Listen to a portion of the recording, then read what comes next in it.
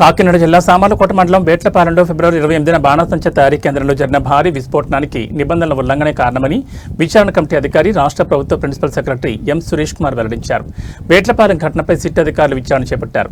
ఈ నేపథ్యంలో principal secretary Suresh Kumar నేతృత్వంలోని బృందం బాణాసంచా విస్ఫోటన స్థలాన్ని పరిశీలించింది. ప్రమాదం నుంచి బయటపడిన కార్మికులను, ఈ ఘటనలో సస్పెండ్ అయిన అధికారులను సామర్లకోట షుగర్ ఫ్యాక్టరీ అతిథి గృహంలో సిట్ అధికారులు విచారించారు. అనంతరం మీడియాతో సురేష్ కుమార్ మాట్లాడుతూ బాణాసంచా తయారీ కేంద్రంలో 15 కిలోలు మాత్రమే మందుగుండు సామగ్రి తయారీకి అనుమతులున్నాయని, 10 మంది లోపు కార్మికులను మాత్రమే పనులకు ఉపయోగించుకునేందుకు యజమానికి పర్మిషన్ ఉందని చెప్పారు. మీకు అందరికీ తెలుసు, పోయిన నెల ఫిబ్రవరి 28వ తేదీ ఇక్కడ వేట్లపాలెంలో ఒక ఫైర్ క్రాకర్ మ్యానుఫ్యాక్చరింగ్ యూనిట్లో జరిగిన ఎక్స్ప్లోషన్లో పెద్ద ఎత్తున ఎక్స్ప్లోషన్ జరిగింది. అక్కడ 28 మంది చనిపోయారు. తర్వాత ఒక 3 మెంబర్స్కి ఇంజరీ కూడా అయింది. సో దీన్ని బేస్ చేసుకుని ఆల్రెడీ గవర్నమెంట్ కొన్ని చర్యలు తీసుకున్నారు. అలాగే గవర్నమెంట్ ఒక ఆర్డర్ ఇష్యూ చేసింది. దీని మీద డీటెయిల్డ్గా ఎంక్వైరీ చేయడానికి, దీనిలో ఎలా ఈ ఇన్సిడెంట్ జరిగింది, దీనికి రెస్పాన్సిబుల్గా ఉన్న వ్యక్తులు ఎవరైనా ఉంటే ఎవరు వాళ్ళు, అలాగే ఎందుకు జరిగింది, ఇది ఫ్యూచర్లో ఇలా జరగకుండా ఉండడానికి ఏం చేయాలి, అలాగే గతంలో కొన్ని నెలల క్రితం కూడా ఇలాంటి ఒక ఇన్సిడెంట్ జరిగినప్పుడు ఒక ఎంక్వైరీ వేయడం జరిగింది. నేను అలాగే రవి గారు కూడా ఇద్దరు కూడా మేము ఒక రిపోర్ట్ ఇచ్చాము. దాని మీద కొన్ని సూచన సలహాలు ఇచ్చాము. సో అది అమలు అయిందా లేదా ఇవన్నీ కూడా పరిశీలించమని చెప్పడం జరిగింది. సో దాని ఆధారంగానే మేము ఆల్రెడీ ఇప్పటికే దీనికి సంబంధించిన కొన్ని ఇన్ఫర్మేషన్ తెచ్చుకోవడం జరిగింది. జిల్లా యంత్రాంగం దగ్గర నుంచి, కలెక్టర్ దగ్గర నుంచి, అలాగే ఫైర్ డిపార్ట్మెంట్ దగ్గర నుంచి, లేబర్ డిపార్ట్మెంట్ దగ్గర నుంచి we have already taken information. దాన్ని బేస్ చేసుకుని we have done some study already. ఇప్పుడు ఈరోజు ఫీల్డ్ మీదకి వచ్చి ఆ సంఘటన జరిగిన సైట్ కూడా పరిశీలించాము. అక్కడ ఉన్న వాళ్ళని కూడా విచారించడం జరిగింది. అలాగే ఈ యొక్క యాక్సిడెంట్లో సర్వైవ్ అయిన ఇద్దరు ఉన్నారు, వాళ్ళని కూడా విచారించడం జరిగింది. జీజీహెచ్లో ట్రీట్మెంట్లో ఉన్న వ్యక్తి కానీ, లేకపోతే ఇక్కడ ఆల్రెడీ డిశ్చార్జ్ అయిన వ్యక్తి అందరినీ కూడా అడిగాము. సంబంధిత అధికారులందరినీ కూడా, revenue, police, fire, labour department, factories department అందరినీ కూడా విచారించడం జరిగింది. సో దీని ఆధారంగా మేము ఇంకా డీటెయిల్డ్గా స్టడీ చేసి ఇంకా కొన్ని ఇన్ఫర్మేషన్ కూడా కలెక్ట్ చేసుకోవాల్సిన అవసరం ఉంది. ఈ పీసో సంబంధించిన ఒక అధికారులు ఉన్నారు, వాళ్ళ దగ్గర తీసుకోవాల్సి ఉంటుంది. అవి కూడా పరిశీలించి చేసి గవర్నమెంట్కు మేము రిపోర్ట్ ఇవ్వడం జరుగుతుంది. ప్రాథమికంగా ఏంటంటే దీనిలో మాకు ఉన్న అబ్జర్వేషన్ ఏంటంటే, ఇది లైసెన్స్ ఇచ్చిన కండిషన్స్కు వ్యతిరేకంగా అంటే విరుద్ధంగా ఈ లైసెన్స్ ప్రకారం ఏంటంటే మ్యాక్సిమం 15 కిలో వరకు మాత్రమే అక్కడ ఉండాలి.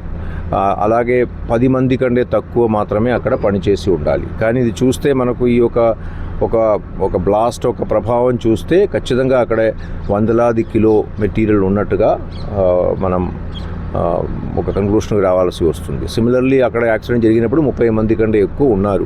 అది కూడా మనం చూసాం, 28 మంది చనిపోయారు.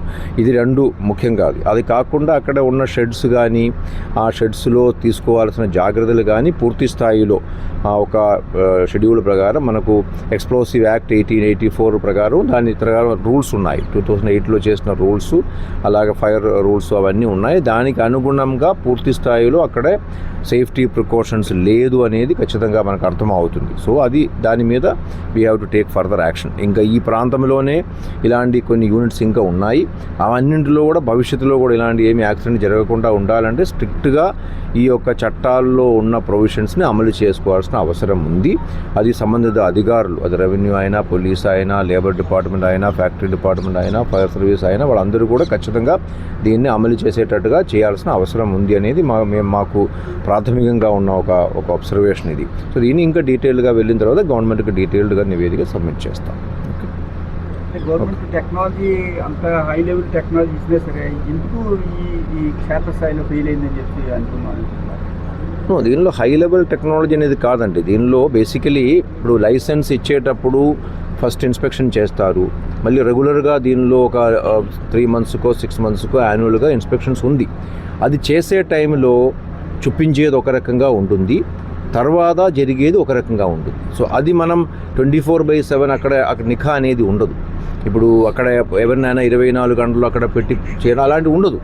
ఇలాంటి ఒక వ్యక్తికి మనం లైసెన్స్ ఇచ్చేటప్పుడు ఒక వ్యక్తి బాధ్యత ఏంటి, నాకు ఇచ్చిన లైసెన్స్లో ఉన్న కండిషన్స్ ప్రకారం నేను నా బిజినెస్ చేసుకోవాలి కదా. ప్రాథమికంగా బాధ్యత ఆ వ్యక్తి మీదే ఉంటుంది.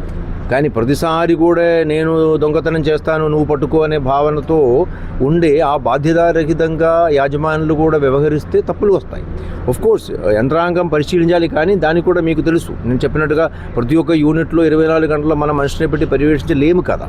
But at the same time I'm telling that ఇంకా మనం డిపార్ట్మెంట్ పరంగా కూడా ఆ ఒక పర్యవేక్షణ చేయడానికి ఇంకా మీరు చెప్పినట్టుగా టెక్నాలజీ ఎక్కువగా వాడుకోవడం కానీ దాన్ని ఎలా చేయాలనేది కూడా we will be studying that also.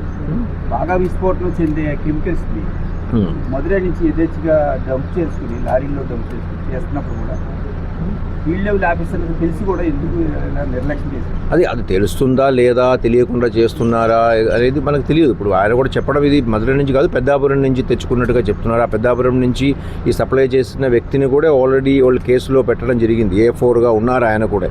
So ఉంది అన్ని అంశాల్లో కూడా దర్యాప్తు ఇప్పుడు జరుగుతుంది.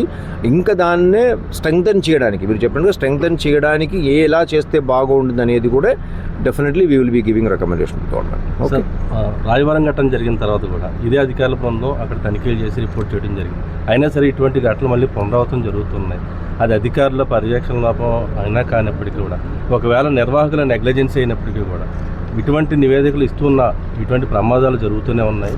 అలాగే పరిధికి మించి వేల టన్నులు నిల్వ చేస్తున్న ప్రమాదాలు జరుగుతున్నాయి. ఇటువంటివి జరగకుండా పునరావృతం కాకుండా ఎటువంటి చర్యలు ప్రభుత్వం తీసుకోబోతుందని చెప్పగలరు? ప్రభుత్వం దీనిలో చాలా సీరియస్గా ఉన్నదానికి ఉదాహరణ ఏంటంటే, సంఘటన జరిగిన 24 గంటల లోపలనే సీనియర్ అధికారులు 4 డిపార్ట్మెంట్ సంబంధించిన అధికారులు ఇమీడియట్గా సస్పెండ్ చేయడం జరిగింది. అలాగే ఈ ఎంక్వైరీ కమిషన్లో వేయడం జరిగింది. సిమిలర్లీ ఈ ఇన్సిడెంట్లో చనిపోయిన వ్యక్తులకి, ఇంజూర్ అయిన వ్యక్తులకి ప్రభుత్వం ఇమీడియట్గా ఒక ఎక్స్గ్రేషియా ప్రకటించి అన్ని రకాలు చూసుకున్నారు. ప్రభుత్వం చాలా సీరియస్గా ఉండడం దానికి దీనికంటే ఎక్కువ రాయవరం ఘటన జరిగిన తర్వాత కూడా ఏ పునరావృతం అనేది జరుగుతూ ఉంటుంది కదా, అనేది అవటం లేదనేది ఇది ఇప్పుడు కాదండి. రాయవరం జరిగింది, అందుకంటే ముందు అనకాపల్లిలో జరిగింది కదా, అందుకంటే జరిగింది, చాలా చోట్ల జరిగింది. దాని ముఖ్యంగా నేను ఏం చెప్తున్నాను, దీనిలో there are different departments involved in this. ఒక డిపార్ట్మెంట్ అనేది కాదు. సో డిఫరెంట్ డిపార్ట్మెంట్స్ బాధ్యత దీనిలో ఉంది. దాన్ని ఇంకా మనం స్ట్రెంగ్తన్ చేయాల్సిన అవసరం ఖచ్చితంగా ఉంది. అదే చెప్తున్నాను, ఖచ్చితంగా ఉంది. అంటే ఎవరికి దీనిలో బాధ్యత లేదు అనేది కాదు నేను చెప్పినప్పుడు ఉంది. ఇంకా దాన్ని స్ట్రెంగ్తన్ చేయడానికి ఎలా స్ట్రెంగ్తన్ చేయాలనే అంశాల మీద మేము కమిటీ స్టడీ చేసి నివేదిక ఇవ్వడం జరుగుతుందండి.